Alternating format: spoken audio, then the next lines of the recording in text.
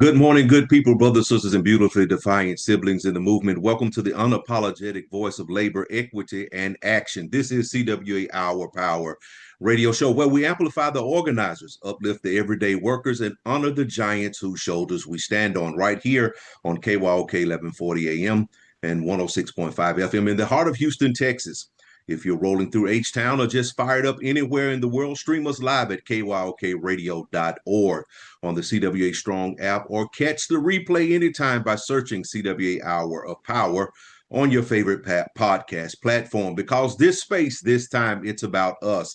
That's right, it's about us. We're talking union contracts, organizing victories, labor rights, human dignity, fair pay, and bold everyday resistance to injustice in every form. So whether you're on the job, in your car, or at your kitchen table, or deep in the fight, lean in, honk your horns if you stand with workers. Throw a fist up if you know your worth. Joining me today are the fire starters and truth tellers, Mikeya Jones, Sir Reginald Small, Timmia Wiley, Tay Akins, David Marshall. So buckle up, beloveds, because the power we build together, the power is ours. Our union voices are ringing in every district from Alaska to Maine, Texas to Minnesota, Canada to Puerto Rico, because we don't play at CWA. This February, we are honoring Black History Month. We're doing something intentional here at CWA Our Power. We're not only looking back, we're looking around because Black history isn't just something we commemorate, it's something that we still being lived, still being shaped, still being fought for.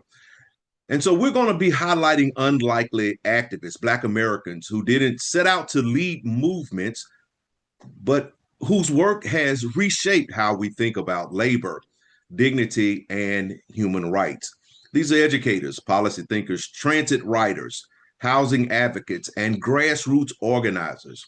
People who understood that justice doesn't only live in speeches or courtrooms, it lives in workplaces, in neighborhoods, and in everyday survival. At CWA, we know that labor rights are civil rights. We know that access to fair wages, safe workplaces, transportation, housing, and accountability isn't abstract. It determines whether families thrive or struggle.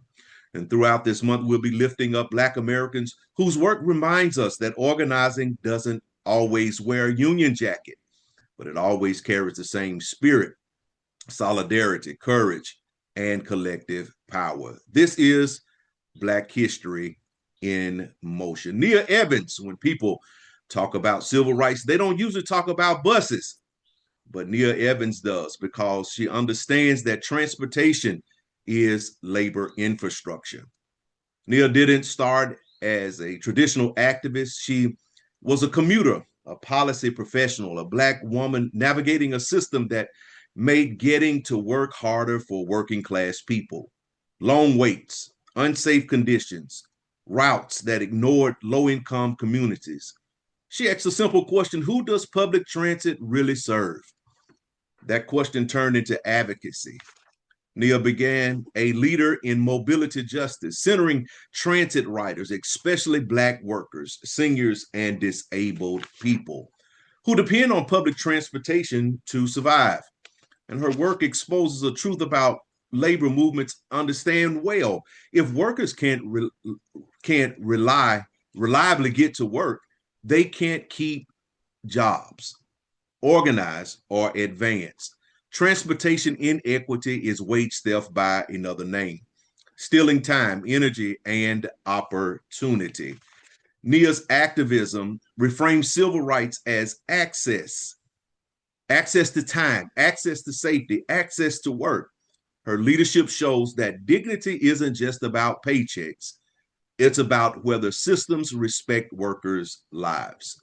That's Nia Evans, reminding us that every delayed bus and broken route is a labor issue. You're listening to KYOK 1140 AM and the all-new 106.5 FM. If you're on the go, you can take us with you by visiting kyokradio.org and pressing the listen live option. Tune in live every Thursday at 10 a.m. Central Standard Time, 11 a.m. Eastern, 8 a.m. Pacific on kyokradio.org, the CWA Strong app, or your preferred podcast player. Apple Podcasts, Spotify, YouTube Music, iHeartRadio, Pod Chaser. Search for CWA Our Power on your favorite podcast player. Like and follow us on Facebook and Instagram at CWA National Human Rights to stay connected. Share your thoughts and join the conversation. Up next, we have Tea with Tay. Good morning, Tay. Good morning, Errol. Good morning, KYOK listeners, and good morning to my union family. So this is Tea with Tay, and today we're not sipping softly, we're stirring the pot. Let me ask you something straight out the gate. Do you even know your basic human rights? Because I'm going to tell you right now, if you don't know them, somebody else will define them for you. And when other people define your rights, they will shrink them, they will ration them, they will publicize them, and sometimes they will take them. Let's be clear.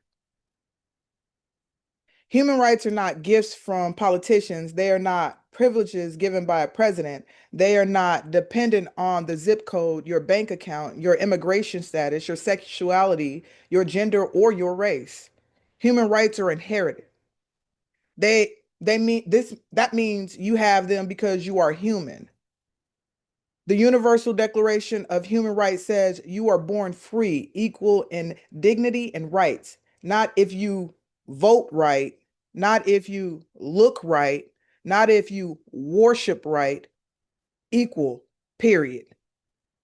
You have the right to life, the right to safety, the right to freedom of expression, the right to education, the right to work with dignity, the right to seek asylum, the right to love who you love without prosecution, and the right to practice your faith or not practice one at all. And yet here we are in 2026, still arguing about who deserves protection. We're debating whether immigrants deserve humane treatment. We're debating whether LGBTQIA plus people deserve safety. We're debating whether women deserve autonomy. We're debating whether workers deserve fair wages. Let me say something that may shake the table. When you debate someone's humanity, you are already on the wrong side of history because rights are not conditional. If your freedom only works when someone else is silenced, that's not freedom. That's dominance. And dominance has never built a just society. Let's talk about America for a second. We love the quote of the Constitution. We love the wave flags. We love to talk about freedom, but freedom without equality is marketing slogan. Civil rights exist because human rights were denied. Workers had to fight for 8-hour days. Black Americans had to fight for the right to vote. Women had to fight even to be seen as full citizens. LGBTQIA plus communities are still fighting for safety in schools, in healthcare, and in the workplace. Now, why? Because knowing your rights and demanding your rights are two different things. You can know them quietly, or you can defend them loudly. And here on Tea with Tay, we don't whisper about justice. Let's break something down clearly for the folks listening. Human rights are universal. Civil rights are how governments are supposed to protect those rights inside a country. So when policies strip protections, when law targets certain communities, when radicals dehumanize groups of people, this is not just politics. This is a human rights issue. If someone can be detained without dignity, that's a human rights issue. If someone fears violence for who they are, that's a human rights issue. If someone works full-time and can't afford housing, that is a human rights issue. And before somebody says, well, what about my rights? Let me say this calmly, but firmly. We are not pie. Someone else having theirs does not mean you get less. Equality is not subtraction. And here's the theory part. Some of us only care about rights when it hits our front door. When it's your child denied health care. When it's your job cut without protection. When it's your speech restricted. When it's your body regulated. suddenly you understand. But justice that only works when it benefits, but justice that only works when it benefits you is not justice, it's convenient. If you were silent when others were stripped of dignity, do not be shocked when the erasure reaches you. Because history shows us something over and over again. Rights are lost gradually, quietly, piece by piece, until one day you wake up and realize the protections you thought were permanent were never guaranteed. They were never maintained by people who refuse to be silent. So I'm asking you today, do you know your rights? Have you read them? Have you taught your children them? Have you defended them when someone else have you defended them when someone else's were under attack? Or have you only reposted memes because awareness without action is decoration? Hold on, Tay. Hold on now. I gotta jump right in here because we keep acting like human rights are some abstract concept discussed in classrooms and courtrooms. No, no, no, no, no. Human rights are kitchen table conversations. They are about whether your grandmother can afford her medication. They're about whether a trans child feels safe walking into school. They are about whether an immigrant mother is treated like a human being and not a headline. And let me say this boldly: silence is complicity. Silence means you agree. You cannot say you believe in freedom and then look away when entire communities are targeted. You cannot shout liberty and then justify discrimination. You cannot demand respect while denying it in others. Human rights are not a buffet where you pick the ones that make you feel comfortable. If you believe in dignity, you believe in it for everybody. And if that makes you uncomfortable, maybe sit with discomfort instead of attacking the people demanding equity, because justice has always been disruptive. Who, Timmia? So you came in hot, and she's right. Justice is disruptive. It disrupted segregation. It disrupted discriminatory marriage laws. It disrupted exploitive law practices, and it will continue to disrupt the system that thrives in equality. So here's the assignment for today. T family, go read the Universal Declaration of Human Rights. Read the Bill of Rights. Understand the difference between a policy preferred, a policy preference, and a human rights violation. And then ask yourself, am I defending human dignity constantly, consistently, or only when it benefits me? Because the measures of a just society is not how it treats the powerful, it's how it protects the vulnerable. And if we don't protect each other's rights, we will watch them disappear together. So this is Tea with Tay.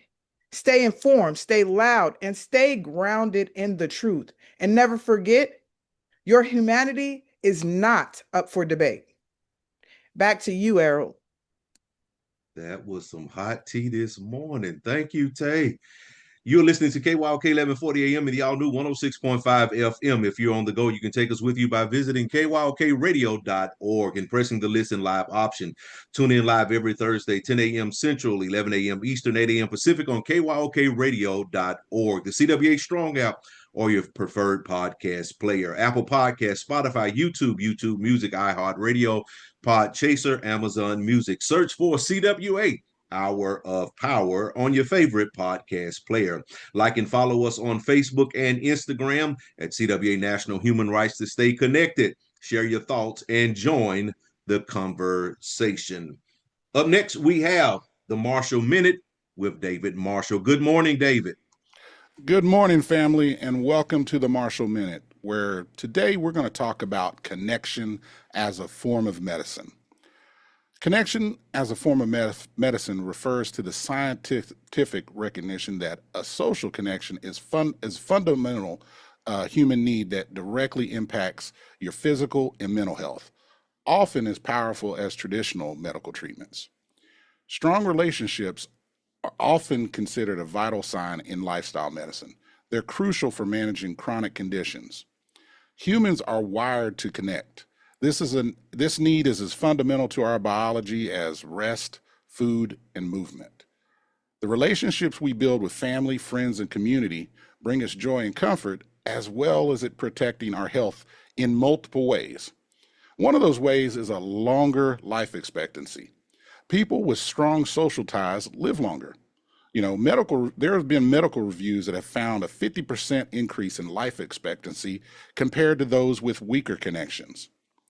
Lacking connection can be just as harmful as smoking up to 15 cigarettes a day. But it also lowers the risk of chronic disease.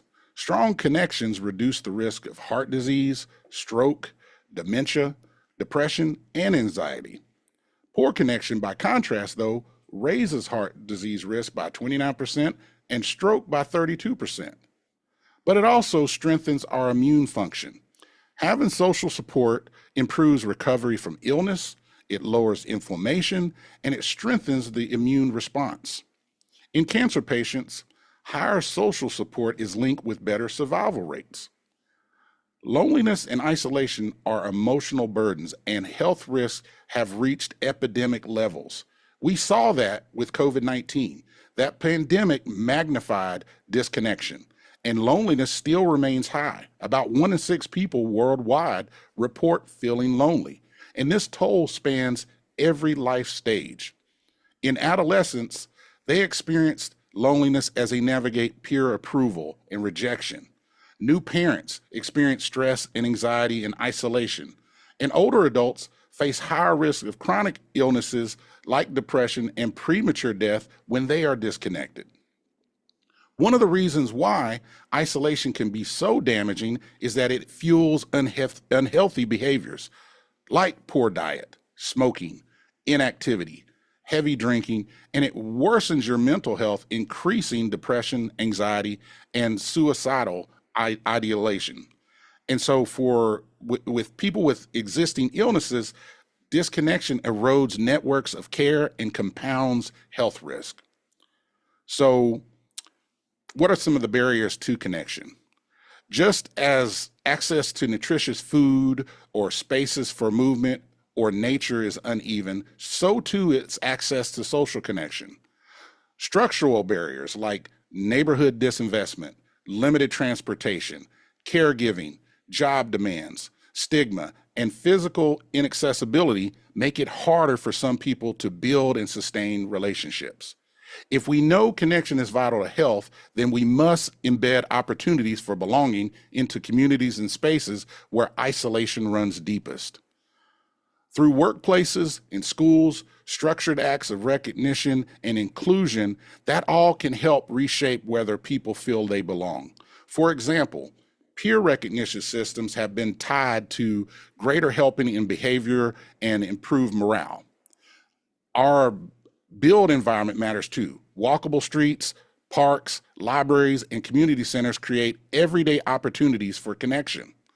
And when cities and towns invest in shared spaces, from green parks to shaded benches, they help build healthier, more connected communities.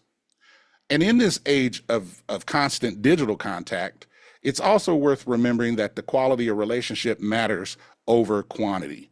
True connection does not come from the number of likes or followers, but a handful of close, trusted relationships, like the ones you build face-to-face, or in meaningful exchanges where people feel seen, heard, and supported. These are the relationships that carry us through the highs and lows, the ones where we can celebrate life's milestones, lean on each other in emergencies, and find steady support during life's smaller crises. They're also the people who remind us to schedule that checkup we've been putting off, or even sit beside us in the waiting room when we need the extra encouragement. So what are some ways that we can strengthen that connection? One of those ways is to reach out brief, even if it's brief, a brief phone call or a check-in, and that also can include trading a meme. All right, that can lift somebody's mood, and it could also lift your mood and lift the mood for the other person. And then trade the distraction for presence. Instead of scrolling during a break, invite a colleague for a walk or briefly chat with a neighbor. And then try to start anchoring rituals of connection.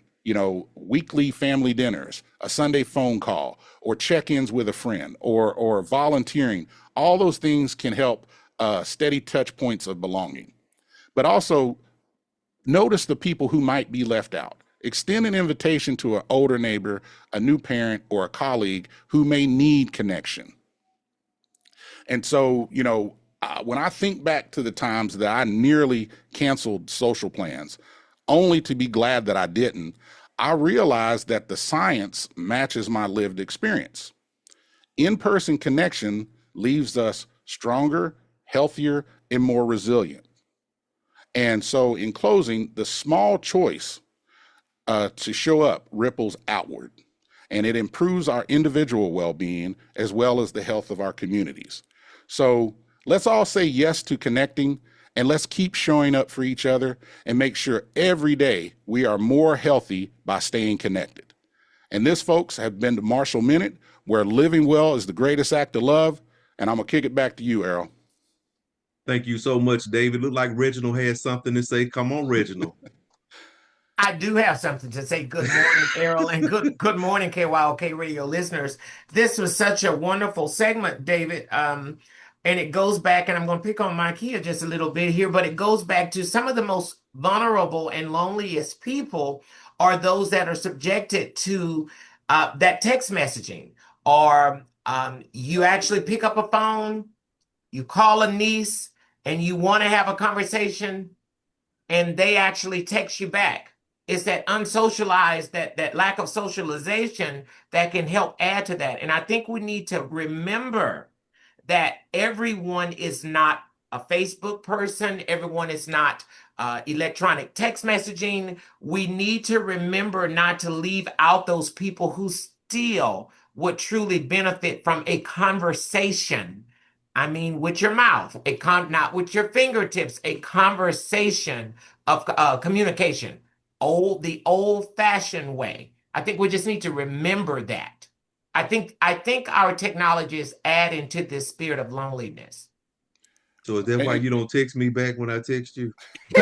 Time out. I'm trying to see how that was picking on me, because I called you. So I'm like, I got you, Mikeya. He ain't gonna start this mess today. How is that? Because I called Reginald the other day. He sent me directly to voicemail, and then I text him, and then he responded. And so I'm trying to figure out. He has his picks and chooses. That's what it is. But mess itself.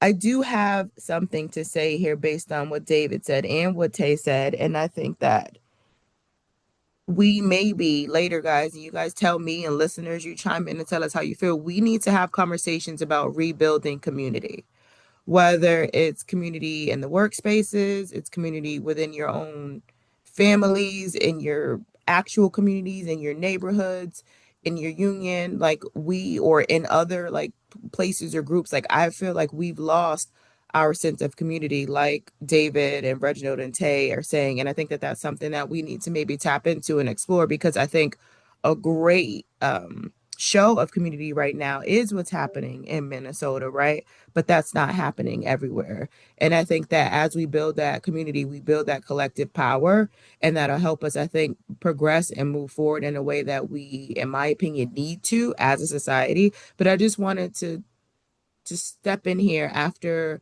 Reginald attacked me and ask you all, as my community, how you all felt about that.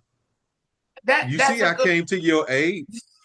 That's a good question. I mean, that's a good question. And you did bring up a point that we're talking about the sense of community that we saw in Minnesota that I'm actually deeply encouraged by. But as you witness that, there's also this thing out there that is saying that was the sense of community that was established through protesting, through activism. All of that stuff was perceived in some groups as a negative, and it has sent a confusing message as if those people did something wrong. Now, of course, we know that as activists, that the only way that you bring attention to a matter is not the only way, but one of the valuable ways that we've always brought attention is through protesting. And there's no way I'll ever see that as a bad thing when you're protesting in the right way.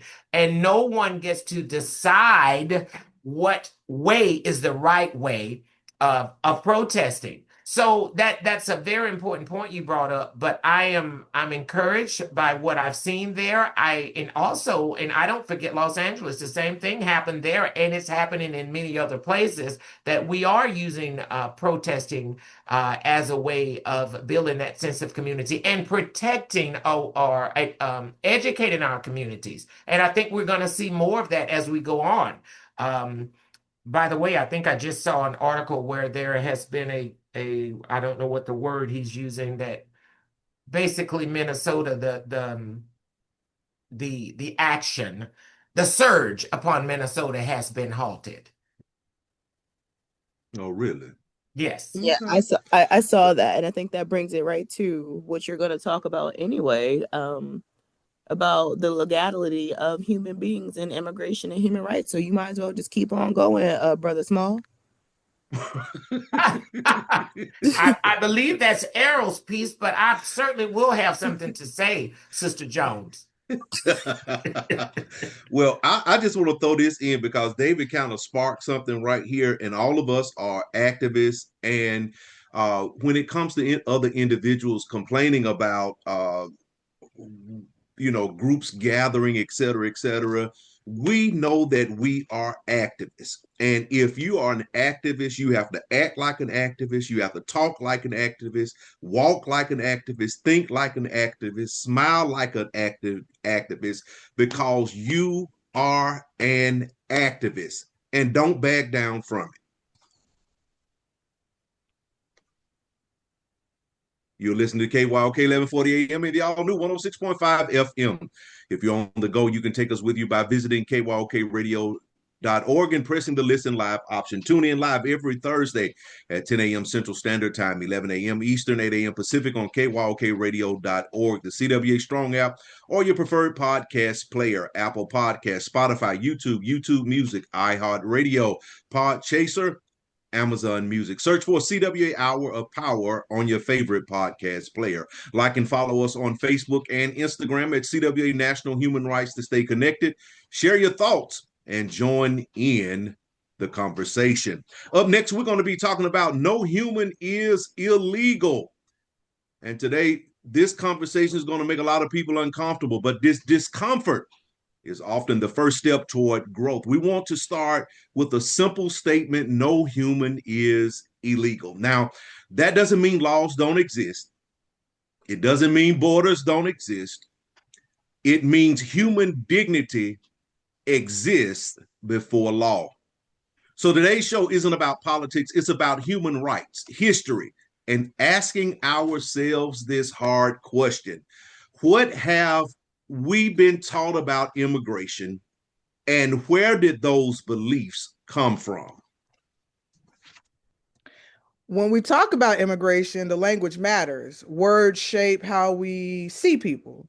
When we label a human being as illegal, we stop seeing them. A parent, a worker, a neighbor, a child. Human rights tell us something important. Your worth doesn't come from paperwork. Intentional laws recognize the right to seek safety, the right to family unity, the right to life and dignity. Those rights exist before someone ever fills out a form. So the question isn't, do we have immigration laws? The real question is, do our laws reflect our values or our fears? Yeah, and one of the things is, that's most common things people say is, why don't they just come here legally? Well, that's a part that most Americans were never taught. For millions of people, there's no legal line. No family sponsor, no employer sponsor, no available refugee slot. If you're fleeing violence, poverty, or a climate disaster, the system says wait, and that wait can be 5, 10, 15 years, sometimes forever. So even if you do qualify, you got to look at the cost. That's staggering. Everything from legal fees, filing fees, medical exams, travel, it can easily cost anywhere from $10,000 to $20,000. And so you have to really, you have to ask yourself honestly, how many working class Americans could afford that? And I can tell you, if it's me and I'm looking at my starving child and I can cross this, plane and give the opportunity to feed that child, I'm gonna take that, I'm gonna take that chance every time, and I have to put myself in that situation. If I'm fleeing a war-torn country, if I'm, fleeing famine, I'm gonna take that chance, because these folks is majority of these folks are good people that are just trying to make a living, and we gotta maintain that human dignity within this. Oh, come on, Reggie. Well, you all keep using the word human. David just said human dignity. I believe a big piece of this, and I don't know, Errol, whether we're going there or not, going to this place, but I'm going there, is one of the biggest tactics in which we can violate humans is by the process of dehumanization. And it's a very old tactic that is being used. And if you notice anyone that it looks like we're getting ready to target, not we, but when people are getting ready to target a group of people, they start by dehumanizing them. They start by name calling them, and in many ways associating them with some kind of, in some cases, animals. And so once you start planting that seed and putting it out there, it's easy to say they shouldn't be here, or you treat them badly, or you don't give them the dignity and respect that you would give other humans, because you've dehumanized them and you've made this okay to treat people this way. So they're not entitled to the same rights as the other humans here. Absolutely. Even on a basic level, go ahead.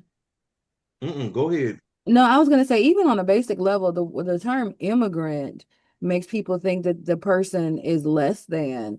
Working in the airline industry, I have encountered people who have gone into other countries and they see the line that says immigrations and they think they're asking, where do they go? Because they're not an immigrant. Well, you are an immigrant if you're going into someone else's country.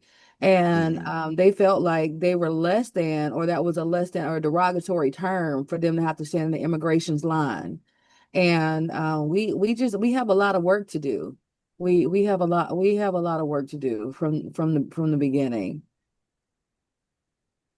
All right, so you two, you all write y'all notes down, and we're gonna come back to this because we're gonna get into dehumanization in just a few minutes, and you all have brought up some good points. But before we start talking about dehumanization, let's go back and talk about history, because history exposes the biases, and we have to talk about that, and that is why today individuals are trying to erase history. Now, when America was founded, there was, and y'all correct me if I'm wrong, but there was no visa system, there was no green card, there was no citizenship test, and if you were European and white, you showed up and you stayed. Meanwhile, enslaved Africans were denied freedom. Indigenous people were denied citizenship on their own land. Chinese immigrants were legally excluded. Mexican families had borders moved over them. So when people say my family came the right way, what they often mean is the door was open when my family arrived. That's not blame, that's truth. And immigration didn't get broken by migrants, it got restricted and selectively, touch your neighbor and say selectively enforced. This is where the self-reflection comes in. Ask yourself, why do some immigrants get sympathy and others get suspicion? Why do accents matter? Why does skin color still shape credibility? Bias doesn't always look like hatred. Sometimes it looks like silence. Sometimes it looks like assumptions. Human rights call us to pause and ask, who taught me what to fear? And who benefits from that fear? Well, and believing that no human is illegal that doesn't mean chaos. It just means we got to create smarter systems. And, that may look like, a modern work visa system that will match real labor needs, or a faster asylum processing, um, legal status with, accountability, ending the criminalization of just existing. This order doesn't come from cruelty. It comes from a functioning policy. But I have to, I always, when I think about the foreigner, there was something, I don't know where I heard it. It said, when a foreigner resides among you in your land, you don't mistreat them. The Oh, I foreigner know where you residing got that among from. you must be treated as your native born, and love them Hmm. as you love yourself, for you were foreigners in Egypt. I heard that Come on, somewhere, Deacon David. but I don't remember where I heard that from, but I heard that somewhere. It's a very old good book. I've read it a couple Very old times good book. My grandma had it. My great grandma Yes. used It to was study always it. open on I the think the table was always left open, and sometimes I'd Hmm. read something out of that thing. Very I think powerful it's the book. #1 best-selling book ever, though, if I'm not I mistaken. I think think so. it's literally People I gather think every Sunday. to go Yeah, to hear My. pages read to them from it. Hello. exactly. But I'm going to just chime in really here, talking about just to go a little further and expand on what David said. And y'all know I like to ask questions that I don't have the answer to. And so my question is, I've never met someone that came back from a vacation from one of these countries from where these immigrants are coming from, and they were like, oh, it was the worst country ever. I went on vacation and it was nothing but criminals, and I had the worst time ever, and they're the worst people, and I wouldn't let them near my child, and they're lazy. And so I'm trying to figure out, and you guys, this is where I need your help, how the same person that you were fellowshipping with and enjoying your vacation with in Mexico is a different person because they decided to come to the United States. Mm. That's where those Come biases on, come Reggie. in. Go ahead, That's right. Brian. Biases, major biases. Come Yeah, on, it's Reginald. it's definitely biases, but if you're talking about when one is on vacation, these people are serving them. No, no, They're no, no, not necessarily, right? I'm looking at it That's the way they from, look at it, though. but yes. let me frame it this way, then, right? I'll frame it this way. When you go on vacation to someone else's country, right? Whether they're the concierge at the hotel, whether they work at the airport, whether you're going to their restaurant, whether you're getting a yoga class from them, whatever service whether you're just walking past them on the street, right? Whether you're just on a shuttle with them. My thing is that is their home country, their native land, right? They are the citizen there, right? And you don't have the fear of going there and being around them. Let me frame it that way to make it a little bit better, right? You're not fearful of them when you're going there to utilize their services. Hmm. However, if they come here and utilize any of our services, there's an issue, and they're the same person. Is that better?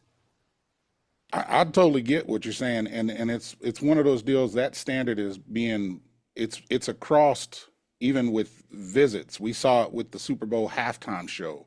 Folks are upset because it was all in Spanish, but that's the language this man songs was in. When American bands go overseas, they don't change the lyrics to their songs to suit everybody, but that's an inherent need at this day and age for acceptance. And so I think that it really starts, with programs like this, where we're educating folks.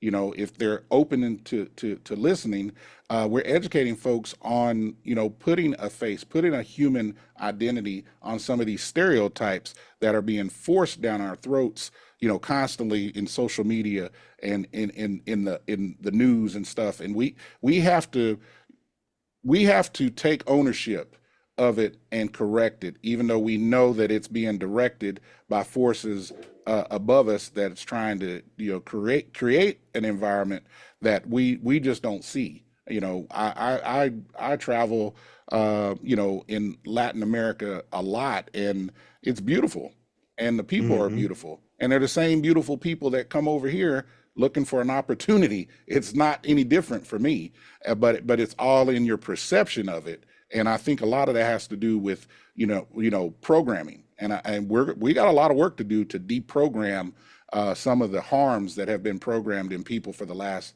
15 years. Yeah, you're absolutely correct. And one of the things that we just got through having the Super Bowl over the weekend, and everybody was in an uproar over Bad Bunny. But are you like to go vacation in Puerto Rico? There's a lot of misinformation out there. Puerto Rico is a part of America. Well, and my issue with that is that, we had an alternative, halftime because it was the All-American one. But when we look at the history, like you were speaking earlier about the history of stuff, we've had all kinds of foreign-born halftime entertainment. We've had Coldplay, we've had U2, we've had Phil Collins, and there wasn't any UK halftime shows. So I think this is all intentional. It What I is. saw on Super Bowl Sunday was a beautiful uh, culmination of different Latin cultures, all infused on the same stage. There were folks from all different Latin communities that felt represented, Yes. that were not Hmm. normally represented on a stage that big. And it was nothing but Right. love, man. I saw like pictures of folks at Texas Live. I mean, folks was going crazy. And I didn't understand a word, but I don't understand opera, but it doesn't negate that it's beautiful music. Hmm.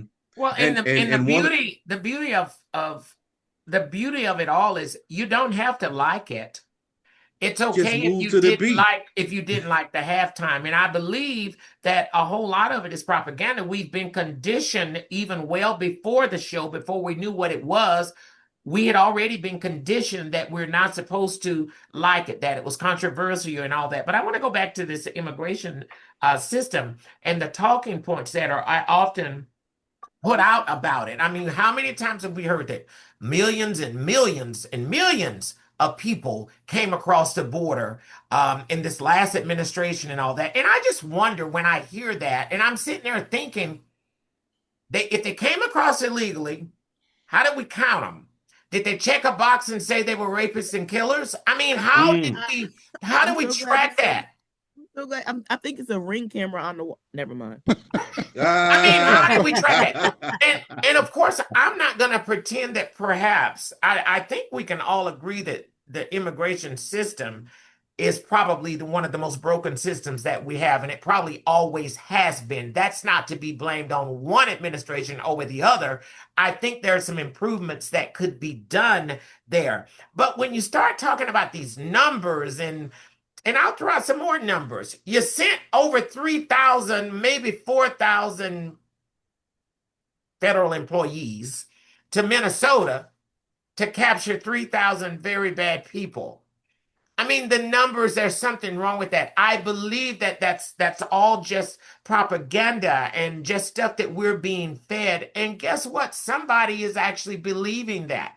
And Hmm. in some cases, you don't know what to believe because I'm sure there are numbers there, but are we fudging them just a little bit just to Well, make our case? And then my last point, David, and then you can jump right on back in.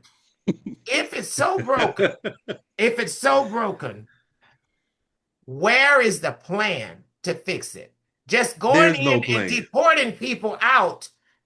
What, I mean, how do you fix it to make it a more acceptable immigration system? I would love to see the plan, and I would welcome a plan that made sense.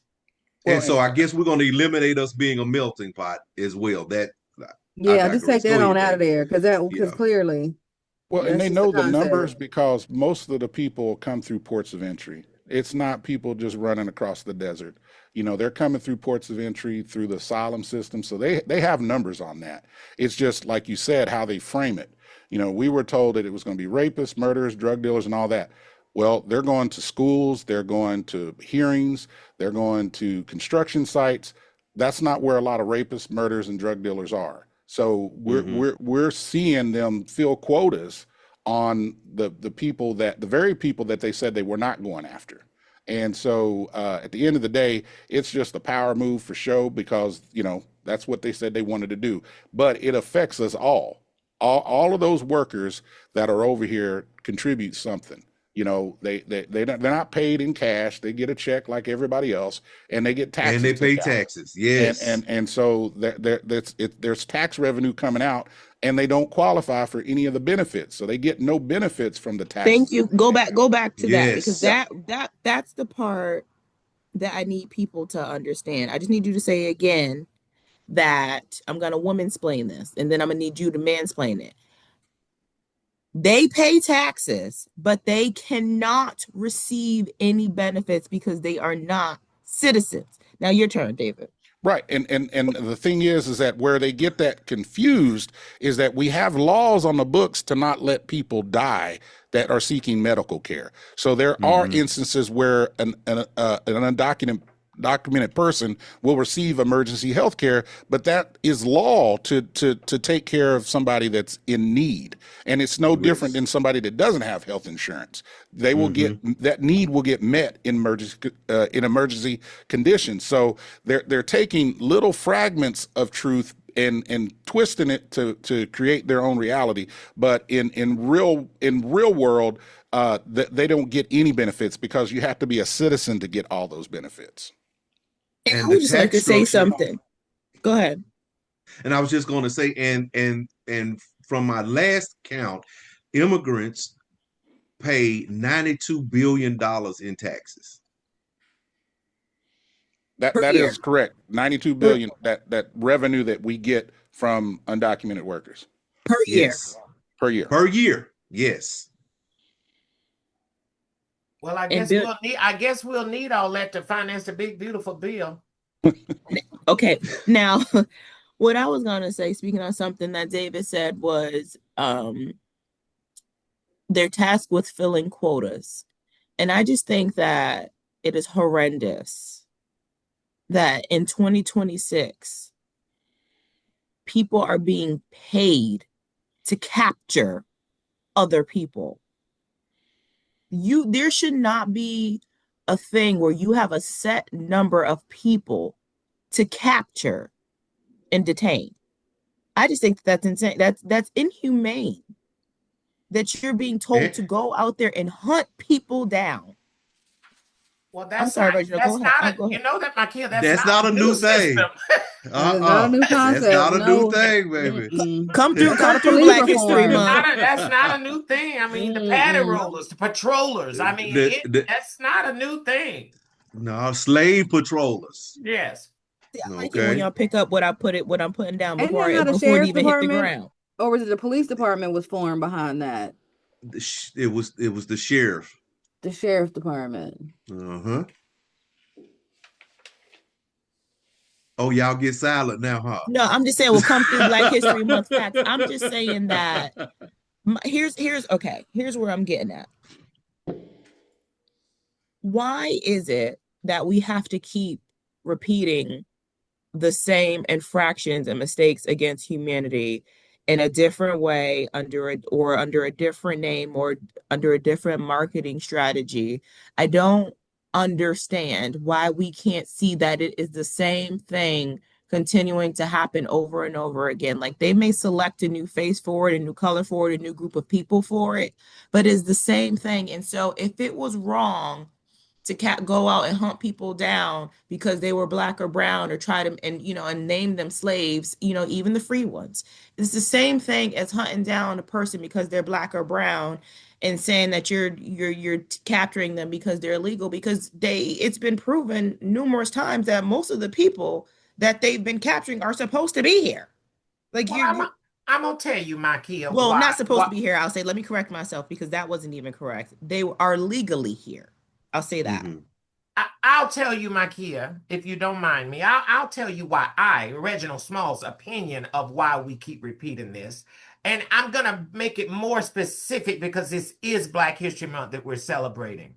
It is because we're living in a time that until we enter into a state of crisis, We don't want to hear about the old stuff and Mm. what's used to be. So we don't want to hear that. So we're not talking it. We're not talking about the the historical aspect and the importance and why we celebrate Black history and why on programs we actually take a look back. And even now we always look at, we don't want to talk about Martin Luther King anymore. We don't want to talk about Malcolm X. We don't want to talk about Rosa Parks. We want to find a new person to talk about. So therefore, we're forgetting where we actually came from. So I think it's important to this intersectionality that me and Mikeya have been talking about, that we have to continue to talk about our histories. We have to continue to support organizations dedicated to preserving, promoting, researching our history. We have to support our museums that are under attack and possibly eradicating very important, uncomfortable parts of our history so that we do not have to continue to repeat the same thing. And my philosophy is, if you're repeating it, you didn't get it the first time. Well, they keep erasing the history. That's the No, thing. no, So no, no, that's no, why no, we're no, no, gonna. no. That word they cannot erase history. Can't nobody tell your story, Errol Minor, like you can tell it. No one, we have not granted anyone permission to tell our history. It is up to us to tell our own history. And that's what I was just about to ask you. So, are we telling our history? I think, okay, now that's a very nuanced question, right? Well, I'm going to give you a very nuanced answer because I do, history is being told, right? But what version? I'll say it that way. Because for me, I'm a Black person, okay? So African American, whatever you want to call it. And so my history is American history.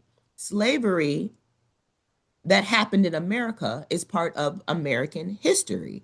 The civil rights movement that occurred in the United States of America is a part of American history. And I'll go back further. When I say slavery that happened in America is a part of American history, that means slavery that happened on the continents of the Americas is American history. And we like to pretend that only the nice things are American history, right? Like we can Mm-hmm. only talk about the nice things. So we can't talk about slavery.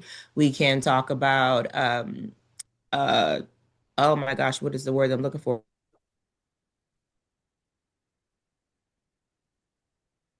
Oh my goodness. Genocide. We can't talk about genocide.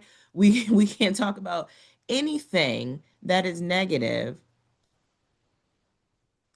or negative feeling that has happened in the United States. We are told not to do that. We are told that we don't live there anymore, that we moved on from that and all of those things. And that's why I feel like, yes, history is taught, but they don't teach the root of it. They don't teach the negative aspects of it. They don't always teach the cause of it, because a lot of times you don't have social change until you have an injustice.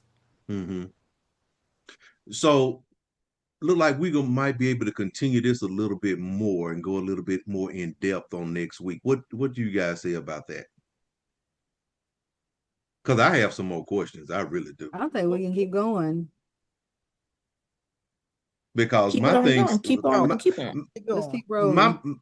okay, my mind, my what I'm thinking about is, if the legal path costs $10,000, $15,000, who's designed for that? Who has that? That's one of the things. And then, is it possible? Is it truly possible to believe in borders and still believe in dignity? I think you can walk and chew gum at the same time. I think you can be humane and have a system in place that gives people a pathway. I mean, and it used to not be a partisan thing.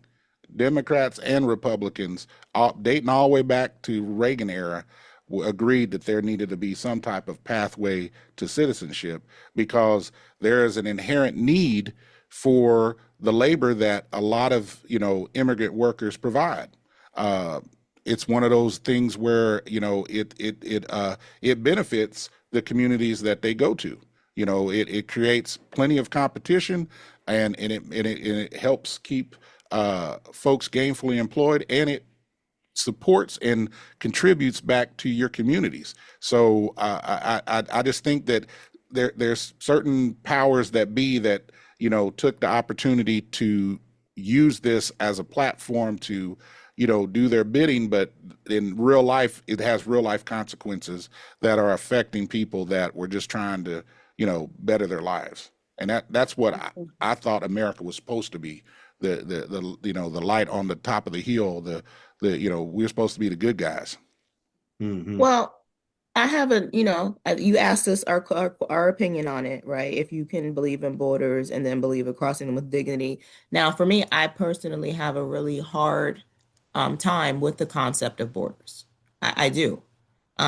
Because because basically it's like whoever at the, you know, whatever time decided, or whoever had the most money or at the most power at the time decided this particular territory belongs to me or to us or whoever I deem it so, and then these are the rules here. And I just don't understand that concept. So for me, no, I do not believe in just the border aspect of it in general, but that's just my own humble opinion. I actually get the border concept. I mean, battles have been fought behind these borders. Now, it's no need in trying to go too far backwards and figure all that stuff out. But I think fundamentally, Mikeya, I understand what you're saying, but I do get the borders. But I still believe, and this is my last statement on this one today, is that this political grandstanding that is taking place is not helping the situation. All it's doing is dividing those already here within the borders. It's causing turmoil, and there is no answer, no solution. There's no one actually sitting down trying to come up with a plan that I know of. And if they're doing it, it hasn't been televised, and a statement hasn't been made. So that's what's concerning to me. So you have regular, everyday people who are just trying to go to work, feed their families, not looking for drama in their day, being impacted by this political grandstanding and quota relief. Well, we're going to close this out right here, and then we'll pick this back up on next week, because I think we have more to say on this particular topic. America wasn't built by perfect people who waited patiently. It wasn't built by people who took risks, crossed borders, and dreamed of more. The question before us isn't whether laws exist. The question is, can we see each other as humans before we see each other as categories? No human is illegal. And understanding that starts with unlearning what we were taught to fear. This is CWA Our Power Radio Show. Stay with us and stay human as we come down to the final minutes of the show. An hour is not long enough to be with you, and a week is too long to be away from you. You have been tuned into the CWA Our Power Radio Show. I hope something you heard today has inspired you to take action toward creating positive change in the world. Every person has the power to make a difference, no matter how small. And by working together, we can create a world where human rights are respected and valued. So I encourage each of you in the listening audience to reflect on your role in promoting human rights to effect change in your communities and beyond. Know that you are not alone in your quest for a more just and equitable world. When faced with injustice, it can be easy to lose hope and give up. But remember, justice may be slow like the truth, but when it finally comes, it will stand. Until next Thursday, 10 a.m. Central Standard Time, right here on KYOK 1140 a.m. and the all-new 106.5 FM, KYOKradio.org. See you next week.